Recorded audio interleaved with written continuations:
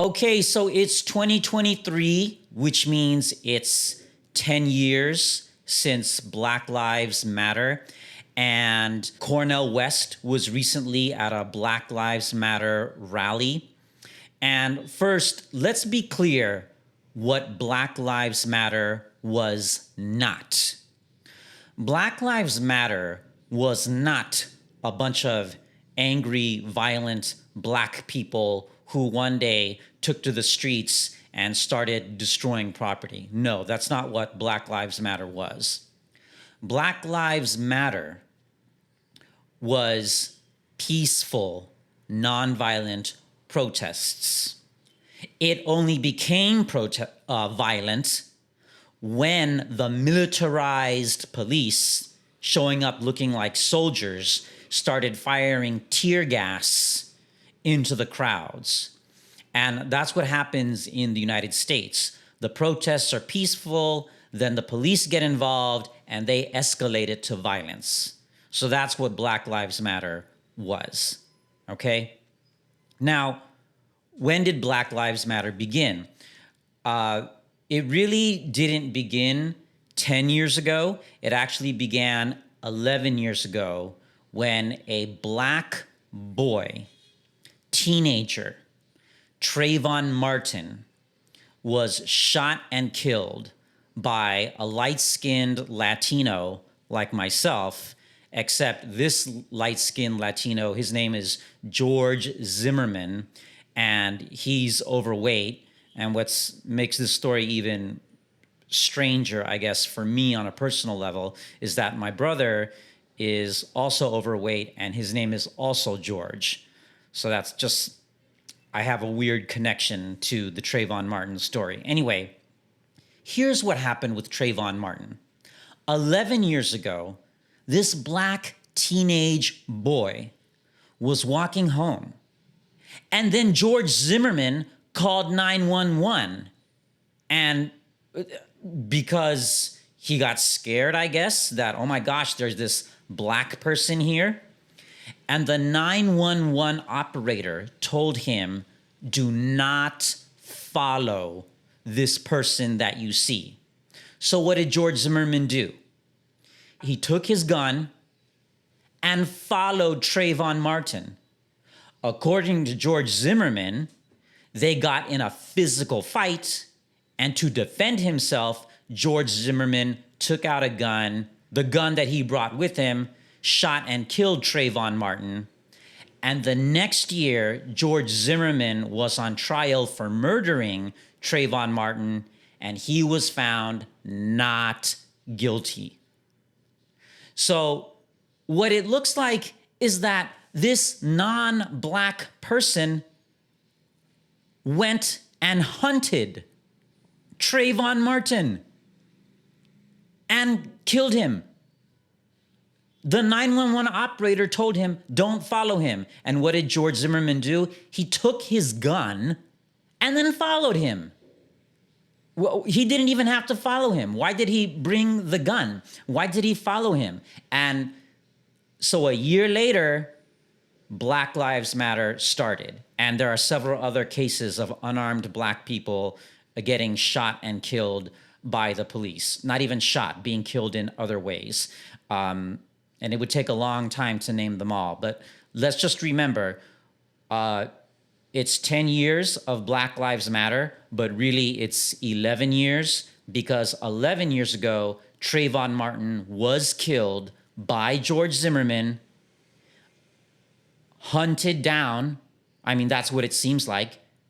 Don't follow him. And then you take your gun and you follow him anyway.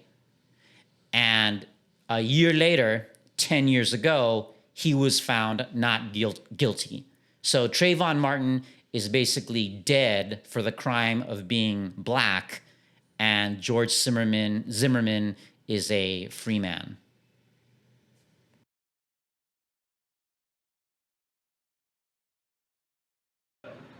Thank you, iEnglish, for allowing me to speak on the important topic of Black Lives Matter. Before I begin, it's a pleasure to be back at iEnglish and to see familiar faces and new faces. If you're a newcomer or not a member yet, I hope you do join iEnglish. I hope you tell your friends to join. I hope you tell your friends to join. It's a great place to practice English. And you might become like Iris and Ian and even get married and have a baby. So, second joke, and nobody laughed. Okay. Please join iEnglish and please give your time. Please be a speaker or host or gourmet. We used to say in iEnglish, the more you give, the more you receive. Old members know that. I don't know if we still say that. Okay, yes, fine. I got you all laughing at my jokes. Great. Okay. And of course, it is always a pleasure to return to Taipei. Taipei is one of the world's great cities. Taipei is one of the best cities in the world to live in. Taipei is my favorite city in the world.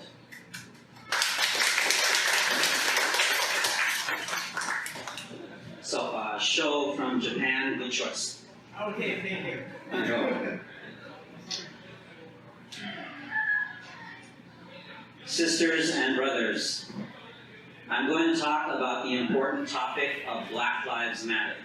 Now, first, I am not an organizer with Black Lives Matter. I am just someone who pays attention to Black Lives Matter. I have a friend, I'll call him John. John has a job and a master's degree, and he's single. And he also has 2 cars. One night, in the middle of 2014, this was in California, in the city of Sacramento, he asked me for help.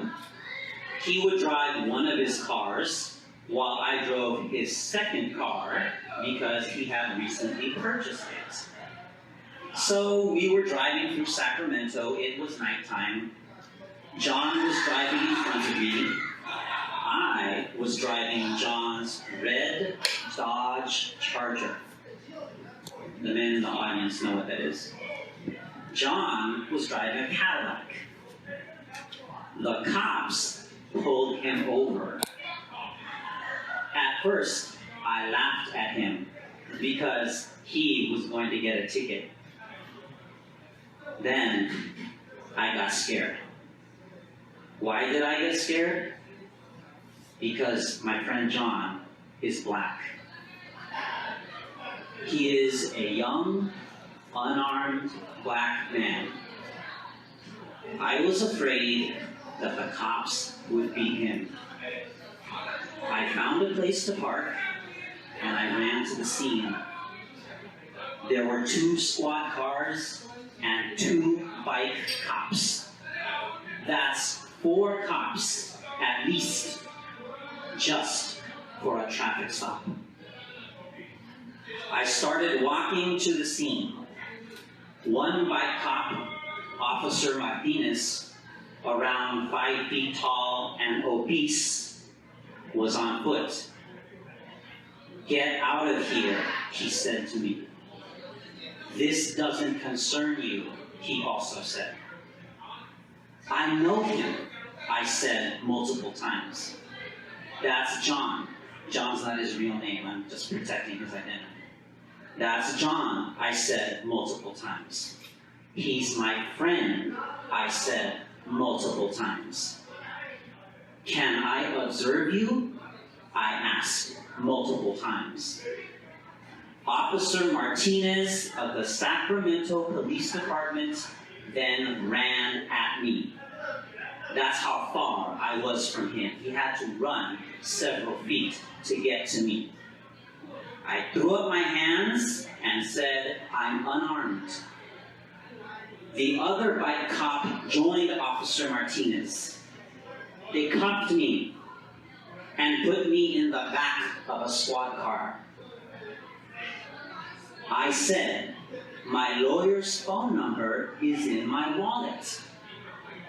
The other bike cop, a blonde white female, said, "We can detain you for 20 minutes without calling your lawyer." That same cop later told me, "People around here don't like cops. Legally, they can detain me for no more than 20 minutes.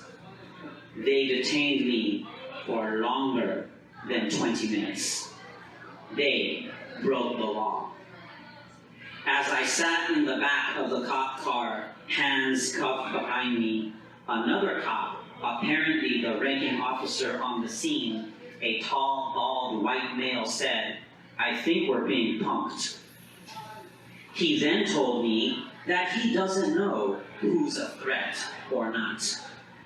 I said, "John is not a threat to anyone."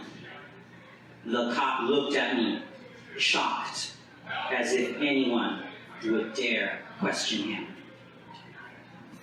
Eventually, they let me go and gave John a ticket for driving with tinted windows.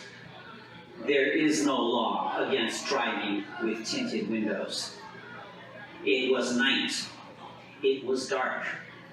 What if I approached them with my black phone to video record them like this? Would they have thought it was a gun? Would they have shot me? What if I was black? What if I was black? What would they have done? After that incident, I spoke with two different lawyers. Both told me there was nothing I could do. 4 years later, this year, on the night of 18 March 2018, again in Sacramento, someone called 911 because someone was breaking car windows. The police responded to the call. They found a young black man and they shot him and killed him. He was unarmed.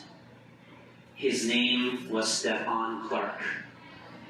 He was 22 years old. He leaves behind a widow and 2 children. He also leaves behind a brother. Stephon's brother is Stavante Clark. Stavante was recently arrested and released from jail. After his brother was murdered, he was behaving erratically, as though he were suffering from some kind of mental illness. Stavante's erratic behavior caused his landlord to call the police on him. Stavante's room was a chaotic mess, and he threatened his landlord. Stavante then appeared on the news from jail, where he gave an interview. He seemed to also speak erratically. I'm not a mental health professional. From my layman's eyes, it seems that Stavante is mentally disturbed. Perhaps he had mental issues before his brother was murdered. But the murder of a loved one is enough to drive many mentally healthy people to an unhealthy place. Perhaps Stavante is suffering from PTSD. Police killing and harassing black people is a nationwide problem in America. Yet, after the murder of Stephon Clark, the White House said that it is a local problem. But the fact is, there are many stories of police harassing black people all over America. Black Americans are harassed by the police for driving while black, standing on the sidewalk while black, and even waiting at Starbucks while black. It's almost as if it's a crime to be alive while black. It is the criminalization of blackness. It is illegal to be black in America. There are over 6 times as many white people than black people in America. But there are 5 times as many black people in jails than white people in America. Black people commit 5 times as much crime as white people? According to the NAACP, the National Association for the Advancement of Colored People, in the last month, there has been a change. The change is that the NAACP receives more complaints about Sacramento police than any other city. Why is this? It could be that the murder of Stephon Clark has prompted others to speak up about racism from SAC PD. Perhaps SAC PD was already the worst offender, or one of the worst, and no one talked about it until the murder of Stephon Clark. Perhaps the murder of Stephon Clark was the tipping point. Whether or not SAC PD is indeed the worst offender, or whether or not there's just more attention now on Sacramento because of the murder of Stephon Clark, Sacramento is now a focal point. How much of a focal point is an important question, given that Sacramento is by no means the only place where racism attacks Black people. And now we have a President Donald Trump who, as Dan Savage has recently pointed out, is a global disinhibitor. His vitriolic racism, such as calling immigrants animals, gives permission to others to be racist towards all groups. People feel freer to say the N-word overtly and publicly, and to be overtly racist. Public intellectuals like Joseph Peterson deny the existence of white privilege. This also disinhibits racism. These cops in America, as was pointed out on the Young Turks YouTube channel, are race soldiers. This is racism. This is state-sponsored terrorism. And it must be fought. The problem is the system. And if the problem is the system, then the solution is not a new leader in the system. The system itself needs to be changed. In other words, having a Black president didn't fix the problem. The Democrats are not the solution. Indeed, it was President Bill Clinton who exploded the prison population in America. It was Hillary Clinton who called Black youth offenders super predators.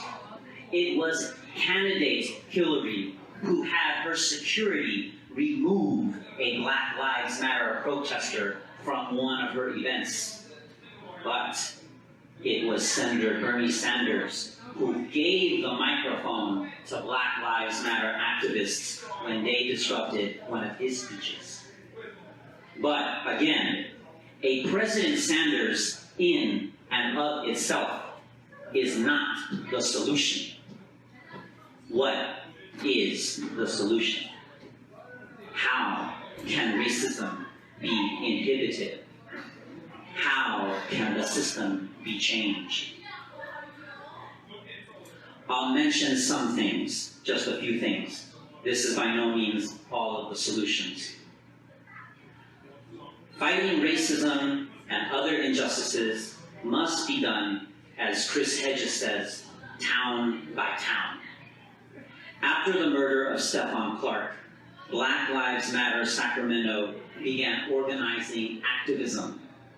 Because of the activism of Black Lives Matter Sacramento, all police must have body cams and must release the footage of officer-involved shootings within 30 days. Around 1 month ago, Cornel West said that Sacramento could be an example of resistance against racism to the rest of the country. These recent changes may prove that West was prophetic. But body cams won't stop the murder of young, unarmed Black men by cops. But at least it provides evidence for the prosecution of these state-sponsored terrorists. And the police who kill these young, unarmed Black men must be prosecuted. Another way to inhibit racism is to correctly teach history. You see, in America, we're taught in schools that America revolted against England for freedom. But this is not true. England already abolished slavery before the American Revolution, which meant that soon England would abolish slavery in all of the colonies, including America. But America revolted. Why? So we could keep slavery. In other words, racism is fundamental to America.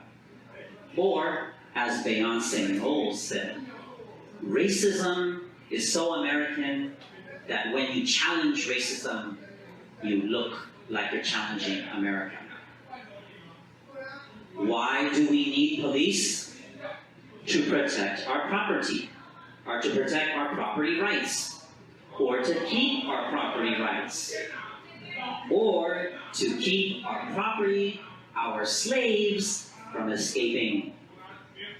And this brings us back to the murder of Stephon Clark.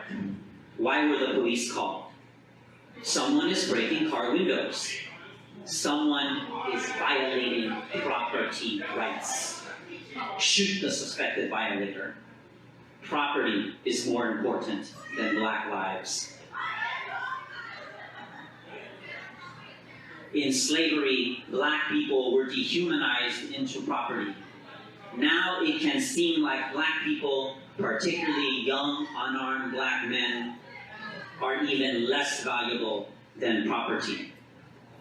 Black people have gone from slavery or property to less than property or less than slavery. Or, as Michael Dyson recently said, black people have been liberated into oppression. Police in America shoot and kill people much more frequently than police in London. The same is true for the police in Taiwan. Why do American police kill people so often? One reason, again, not the only reason, just one, that they do kill people is because they're trained to. They're not trained to de-escalate. They're trained to be violent. They even look like soldiers, not like cops. American police are dressed in green, wear helmets, and carry long rifles. One reason they do that is because of Israel. Many American police have professional exchanges with Israeli forces where they learn, among other things, how to militarize. So, another way to improve the police in America more broadly is to end these professional exchanges with Israel. So, if you're Taiwanese, what can you do? The best thing you can do right now is go to Sacramento, California. Your Taiwan passport allows you to stay in America visa-free for 90 days. That's 90 days of activism. Go to Sacramento and get in touch with Black Lives Matter and ask them, how can I help? But be warned, the cops in America are not like the cops in Taiwan. The cops in America will shoot you. They will kill you. How are we doing on time? There's about 10 minutes. 10 minutes? Okay. Okay, that was quick. Well then, that's all I'll say for now. And for more information on Black Lives Matter, please follow Black Lives Matter Sacramento on Facebook, and please follow my Facebook where I focus on Black Lives Matter. This is my Facebook. My Taiwan Facebook, which I don't use anymore, is friends with this other Facebook where I focus on Black Lives Matter. And now I'll open it up for questions if there are any. Thank you.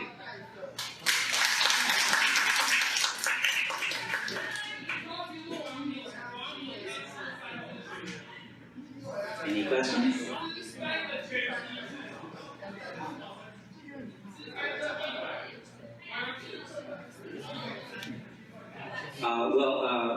Michael, how about why don't I keep talking? What do you want to do? Should we break, or should I keep talking for a little bit? Or okay, cool. So this again, this is not the only incident where this has happened. You might have heard, I mentioned Starbucks earlier. There was a case in Philadelphia where two black men, they were waiting in a Starbucks in Philadelphia, and they were waiting to do a real estate deal. And their friend, who was not black, who was white, showed up. But by that time, Starbucks had already called the... This is another thing. Let me talk about Taiwan too.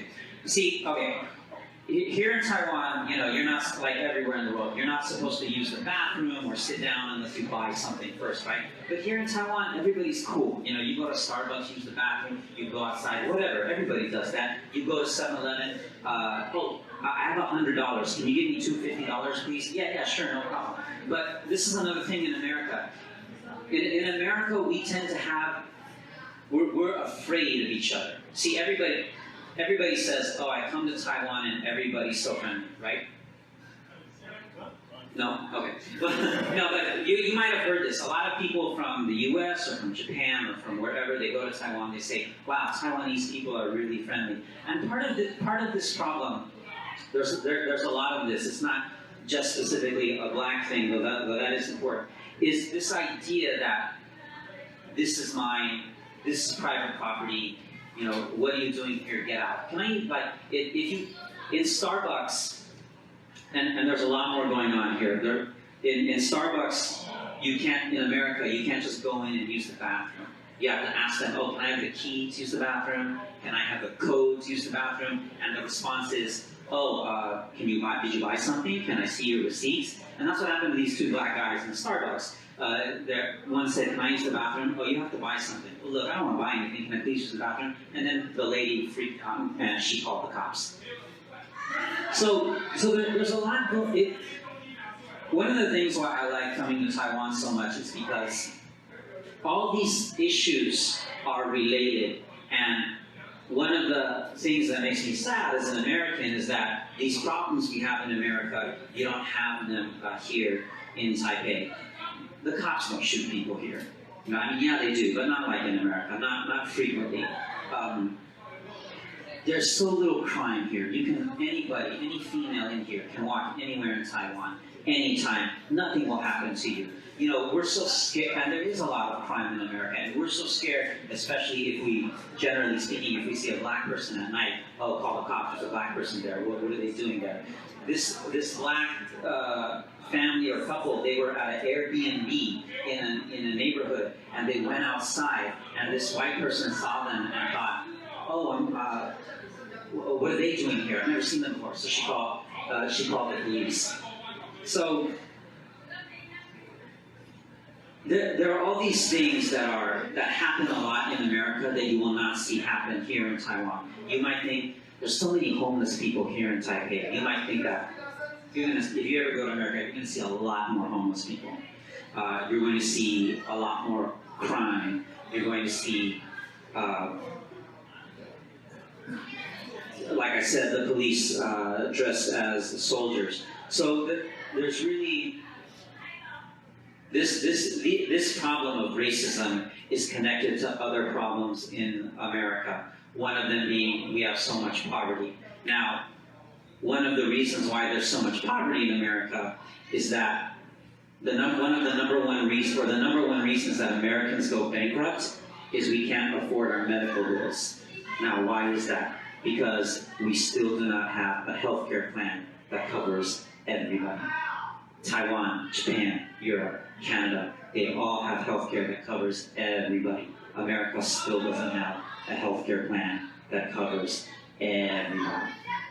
It still doesn't. So this problem is very American, and it's all connected. We recently saw the Israelis open fire on unarmed protesters. You know, and so there's a connection with oppressed peoples, the oppressed Palestinians in Israel and the oppressed black people in America.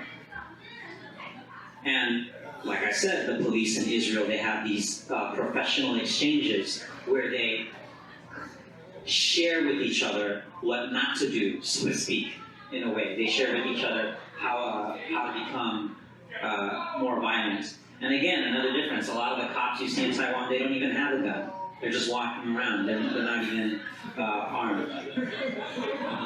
Right, exactly. In America, there was another school shooting. You know, so just think about this. Just think about how different America is from Taiwan. You know, in America, a lot of people own guns, and a lot of the cops own guns. Okay, what's going to happen? Yeah, if there are a lot of guns, what's going to happen? You know, and here in Taiwan, that doesn't happen. You know, because people don't have guns. Our culture is different. You know, in America, we have the sense that we have to be violent because that's who we are, and we like being ignorant. We like being stupid. We like not being intelligent. You know, here in America, here in Taiwan, people, they want to learn English. They want to travel. In America, people don't want to learn languages. They don't want to travel. Am I out of time? Okay, so we have 2 minutes, and any questions? I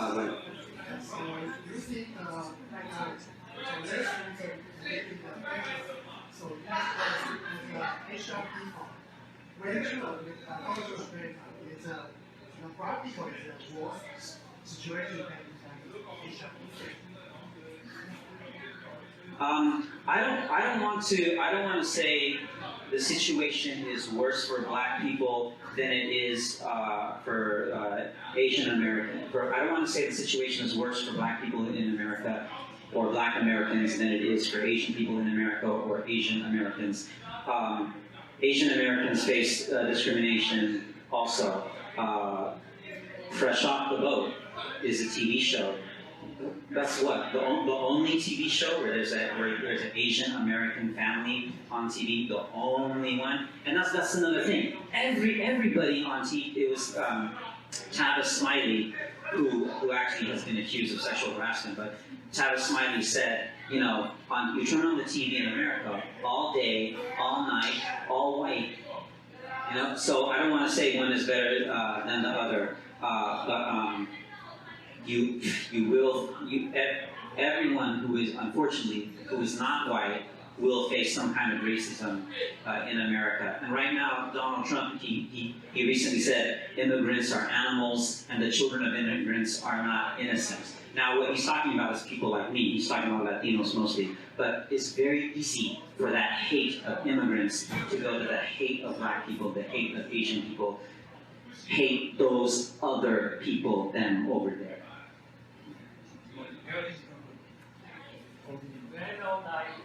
I know there have been lots of activism regarding black rights, but I haven't seen that from what you say. I didn't see that the right or the black have gone a long way. So do you think this material activism can work? You know, I'm quite not very optimistic. Because just like in Palestine, like the Electric Intifada and Jewish Voice for Peace, they have been taking activism for Palestinian rights for a long time. So, you know, just for like sponsoring Hamas or something, they can even kick out Human Rights Watch state. And the only other countries that is like Cuba, North Korea, so no one will really care about that. Do you think how can this kind of activism really work and put into effect against this kind of racism operation?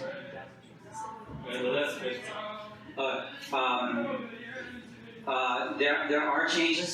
We are no longer segregate. Okay. Things are different.